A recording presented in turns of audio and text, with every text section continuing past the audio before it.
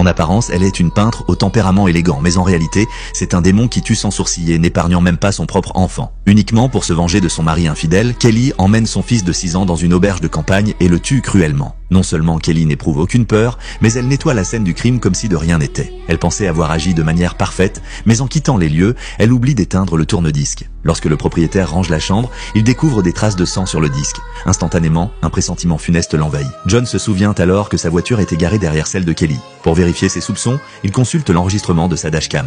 Il découvre effectivement que Kelly est partie sans l'enfant, traînant plutôt une lourde valise. John, terrifié, ne sait que faire. Il veut appeler la police mais se rappelle qu'il y a 20 ans, un meurtre s'était produit dans une autre auberge. Le propriétaire avait alerté les autorités. L'affaire avait été rapidement médiatisée et l'auberge n'avait plus jamais eu de clients. Pour préserver ses intérêts personnels, John choisit finalement de garder le silence. Un an s'écoule rapidement, John a déjà oublié cette affaire. Ce jour-là, une Mercedes rouge s'arrête devant l'entrée. À son bord se trouve Kelly. John paraît soudain nerveux. Il feint de ne pas la reconnaître et prétend que toutes les chambres sont réservées. À ce moment précis, la fille de John arrive pour lui rendre visite. Pour éviter que l'auberge ne perde un client, elle annonce qu'elle partira après le dîner et invite Kelly à occuper sa chambre. John n'a d'autre choix que d'accepter. Kelly s'installe alors comme si elle était chez elle. Voyant qu'elle n'a aucune intention de partir, John n'en peut plus. Il évoque à Kelly les événements d'autrefois. Mais Kelly nie catégoriquement, prétendant que John la confond avec quelqu'un d'autre. Le soir venu, Kelly invite soudainement John à dîner. En réalité, elle veut savoir quelles preuves John détient contre elle. Au cours de leur conversation, Kelly apprend que John ne possède que l'enregistrement de la dashcam.